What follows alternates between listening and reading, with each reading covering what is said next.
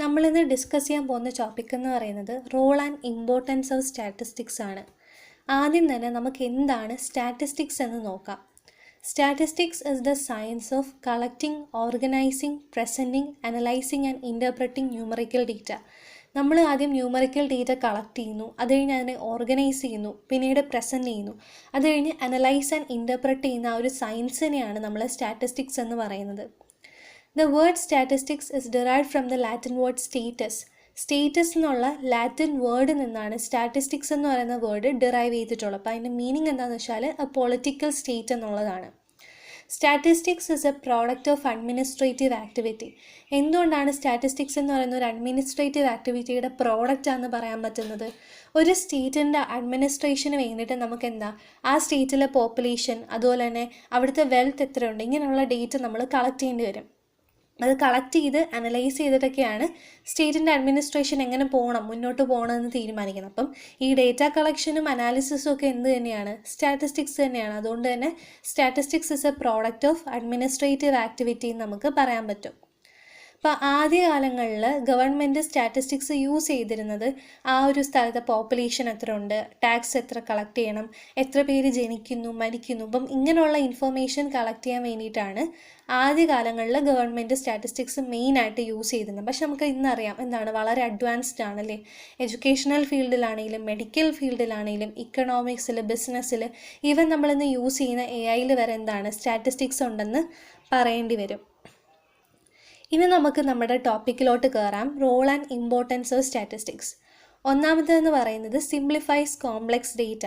ഇപ്പം നമ്മളൊരു 100 രാജ്യങ്ങളുടെ പോപ്പുലേഷൻ എടുക്കുകയാണ്. അപ്പം ആ ഒരു റോ ഡേറ്റ എന്ന് പറയുന്നത് വളരെ മെസ്സിയും കോംപ്ലക്സ് ആയിട്ടുള്ള ഫോമിലായിരിക്കും. പക്ഷെ നമുക്ക് എന്താ സ്റ്റാറ്റിസ്റ്റിക്സ് യൂസ് ചെയ്ത് അതിനെ ഒരു ടേബിളായിട്ടോ അല്ലെങ്കിൽ ഒരു ഗ്രാഫായിട്ടോ ഒക്കെ അറേഞ്ച് ചെയ്യുമ്പോഴത്തേക്ക് എന്താണ്, അത് സിമ്പിൾ ആൻഡ് അണ്ടർസ്റ്റാൻഡബിൾ ഫോമിലോട്ട് മാറുകയാണ് ചെയ്യുന്നത് അല്ലേ. അപ്പം കോംപ്ലക്സ് ഡേറ്റയെ സിംപ്ലിഫൈ ചെയ്യാൻ വേണ്ടിയിട്ട് ആര് ഹെൽപ്പ് ചെയ്യുന്നുണ്ട്? സ്റ്റാറ്റിസ്റ്റിക്സ് ഹെൽപ്പ് ചെയ്യുന്നുണ്ട്. രണ്ടാമത്തെ പോയിന്റ് എന്ന് പറയുന്നത് comparative studies can be conducted for individual comparison. ഇപ്പം നമുക്ക് ഇൻഡിവിജ്വൽസിനെ തമ്മിൽ കമ്പയർ ചെയ്യണം, അവരുടെ ഏതെങ്കിലും ഒരു ക്വാളിറ്റി നമുക്ക് കമ്പയർ ചെയ്യണം. അപ്പം അങ്ങനെയൊക്കെ ആണെങ്കിൽ അതിന് വേണ്ടിയിട്ടുള്ള കമ്പാരിറ്റീവ് സ്റ്റഡീസിന് എന്ത് ചെയ്യുന്നുണ്ട്? സ്റ്റാറ്റിസ്റ്റിക്സ് ഹെൽപ്പ് ചെയ്യുന്നുണ്ട്, അതിന് വേണ്ടി യൂസ് ചെയ്യാറുണ്ട്. ഇനി used in the construction of various test. നമ്മൾ പല ടെസ്റ്റുകൾ കണ്ടിട്ടുണ്ടാവും. ആറ്റിറ്റ്യൂഡ് ടെസ്റ്റ്, ആപ്റ്റിറ്റ്യൂഡ് ടെസ്റ്റ്, പിന്നെന്താണ് പേഴ്സണാലിറ്റി ടെസ്റ്റ് ചെയ്യാൻ വേണ്ടിയിട്ടുള്ള പേഴ്സണാലിറ്റി ഇൻവെൻട്രീസ്.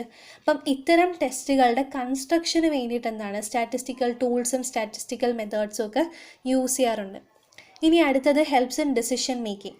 ഇപ്പം ഒരു ഗവൺമെൻറ് ആണെങ്കിലും ഏതെങ്കിലും ബിസിനസ്സിൻ്റെ ഹെഡ്, അവർക്കൊക്കെ എന്താണ് മുന്നോട്ട് അവരുടെ ബിസിനസ്സിന് മുന്നോട്ട് നയിക്കാൻ വേണ്ടിയിട്ടുള്ള പ്രോപ്പർ ഡിസിഷൻസ് എടുക്കണം. അപ്പോൾ അത് എന്തുവിനെ ബേസ് ചെയ്തിട്ടായിരിക്കും?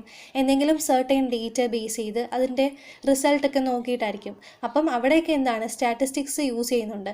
സ്റ്റാറ്റിസ്റ്റിക്സ് യൂസ് ചെയ്തിട്ടാണ് ഇന്ന റിസൾട്ട് വരും എന്നൊക്കെ കണ്ടെത്തിയതിന് ശേഷം അതിനനുസരിച്ചിട്ടുള്ള ഡിസിഷൻസ് എടുക്കുന്നത്. സോ ഡിസിഷൻ മേക്കിങ്ങിന് സ്റ്റാറ്റിസ്റ്റിക്സ് ഹെൽപ്പ് ചെയ്യുന്നുണ്ട്. അടുത്തത് യൂസ്ഫുൾ ഇൻ എഡ്യൂക്കേഷൻ. നമുക്കറിയാം സ്റ്റുഡൻസിൻ്റെ പെർഫോമൻസ് മെഷർ ചെയ്യാനും നമ്മൾ എന്തെങ്കിലുമൊക്കെ ടീച്ചിങ് മെത്തേഡ്സ് നമ്മൾ അവിടെ ഇംപ്ലിമെൻറ്റ് ചെയ്തു, അപ്പം അത് എത്രത്തോളം ഇഫക്റ്റീവാണ് എന്നൊക്കെ ഇവാലുവേറ്റ് ചെയ്യാൻ വേണ്ടിയിട്ട് നമ്മളവിടെ എന്താണ് സ്റ്റാറ്റിസ്റ്റിക്കൽ ടൂൾസ് യൂസ് ചെയ്യാറുണ്ട്. അപ്പം യൂസ്ഫുൾ ഇൻ എഡ്യൂക്കേഷൻ. അടുത്തത് സപ്പോർട്ട്സ് റിസർച്ച് വർക്ക്. നമ്മളിപ്പം ആപ്ലിക്കേഷൻ ലെവലിൽ വരുന്ന ഏതൊരു സബ്ജക്റ്റ് എടുക്കുകയാണെങ്കിലും അവിടെ മിക്കപ്പോഴും എന്താണ് ഡേറ്റ കളക്ട് ചെയ്ത് അനലൈസ് ചെയ്യേണ്ട സാഹചര്യങ്ങൾ വരാറുണ്ട്. അപ്പം അങ്ങനെ നമ്മളവിടെ കളക്ട് ചെയ്ത് അനലൈസ് ചെയ്ത് ഇൻ്റർപ്രറ്റൊക്കെ ചെയ്യുമ്പോൾ എന്താണ് സ്റ്റാറ്റിസ്റ്റിക്സ് തന്നെയാണ് നമ്മളവിടെ യൂസ് ചെയ്യുന്നത്. ഇനി അടുത്തതാണ് ഹെൽപ്സ് ഇൻ ഫോർകാസ്റ്റിംഗ്. നമുക്ക് ഫ്യൂച്ചർ പ്രഡിക്റ്റ് ചെയ്യാൻ, അതായത് ഇപ്പം ഒരു 10 വർഷം മുന്നേ ഉള്ള പോപ്പുലേഷൻ കളക്ട് ചെയ്തതിന് ശേഷം ആ പോപ്പുലേഷൻ ഗ്രോത്തിൻ്റെ ട്രെൻഡ് എങ്ങനെയാണെന്ന് നോക്കി ഫ്യൂച്ചറിൽ പോപ്പുലേഷൻ ഗ്രോത്ത് എങ്ങനെയായിരിക്കും എന്നൊക്കെ പ്രഡിക്റ്റ് ചെയ്യുന്ന കേൾക്കാറില്ലേ. അതുപോലെ തന്നെ നമ്മുടെ വെതർ ഫോർകാസ്റ്റിംഗ്, ഇങ്ങനെയുള്ള കാര്യങ്ങളിലൊക്കെ എന്താണ് സ്റ്റാറ്റിസ്റ്റിക്സ് യൂസ് ചെയ്യാറുണ്ട്. So helps in forecasting. അടുത്ത useful in economics and business. ഇപ്പം സെയിൽസിനെ കുറിച്ചും ഇത്രത്തോളം പ്രോഫിറ്റ് വരുമായിരിക്കും, അതിന് വേണ്ടി എത്ര പ്രൈസ് സെറ്റ് ചെയ്യണം, അപ്പം ഇങ്ങനെയുള്ള കാര്യങ്ങളൊക്കെ പഠിക്കാൻ വേണ്ടിയിട്ട് സ്റ്റാറ്റിസ്റ്റിക്സ് യൂസ് ചെയ്യാറുണ്ട്. ആ സ്റ്റാറ്റിസ്റ്റിക്കൽ ടൂൾസും അതിൻ്റെ മെത്തേഡ്സും ടെസ്റ്റും ഒക്കെ അവിടെ യൂസ് ചെയ്യാറുണ്ട്. ഇനി അടുത്തതാണ് ഇംപ്രൂവ്സ് സയൻറ്റിഫിക് സ്റ്റഡി.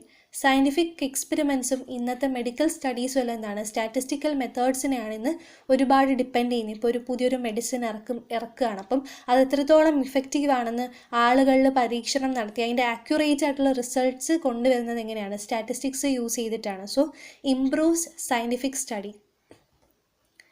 ഇനി ഇത്രയും നേരം പറഞ്ഞ പോയിന്റ് തന്നെയാണ് ഇനി പറയുന്നത്, അതൊരു ജനറലൈസ് ചെയ്ത പോലെ പറയുന്നതേ ഉള്ളൂ. Interpretation of test results is possible. അതായത് നമ്മളിപ്പോൾ തന്നെ പറഞ്ഞല്ലോ, പല ടൈപ്പ് ടെസ്റ്റ് നടത്തുന്നുണ്ട്.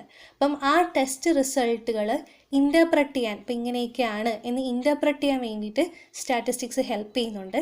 പിന്നെ for classifying, organising and summarising numerical fact. നമ്മൾ ആ സിംപ്ലിഫൈങ് കോംപ്ലക്സ് ഡേറ്റ പറഞ്ഞപ്പോൾ തന്നെ പറഞ്ഞു, കോംപ്ലക്സ് ആയിട്ടുള്ള ഡേറ്റേനെ സിംപ്ലിഫൈ ഫോമിലോട്ട് നമുക്ക് എന്താ ക്ലാസിഫൈ ചെയ്യാൻ പറ്റും, അതിനെ ഓർഗനൈസ് ചെയ്യാൻ പറ്റും, അതിൻ്റെ ന്യൂമറിക്കൽ ഫാക്ട് സമ്മറൈസ് ചെയ്യാനൊക്കെ എന്താണ് സ്റ്റാറ്റിസ്റ്റിക്സ് ഹെൽപ്പ് ചെയ്യുന്നുണ്ട്. ഇനി അടുത്തതാണ് making predictions on the basis of particular facts and evidences. നമ്മൾ പറഞ്ഞു, ഇതും നേരത്തെ പറഞ്ഞ പോയിന്റ് തന്നെയാണ്. എന്താണ് ഒരു ഫാക്ട് ബേസ് ചെയ്ത് കഴിഞ്ഞ കാലങ്ങളിലെ ഡേറ്റയൊക്കെ കളക്ട് ചെയ്തിട്ട് ഫ്യൂച്ചറിൽ ഇങ്ങനെ ആയിരിക്കും, ഇങ്ങനെയൊക്കെയുള്ള പ്രഡിക്ഷൻസ് നടത്താനും എന്താണ് സ്റ്റാറ്റിസ്റ്റിക്സ് ഹെൽപ്പ് ചെയ്യുന്നുണ്ട്. അപ്പോൾ ഇത്രയായിരുന്നു എൻ്റെ ടോപ്പിക് എന്ന് പറയുന്നത്. Thank you.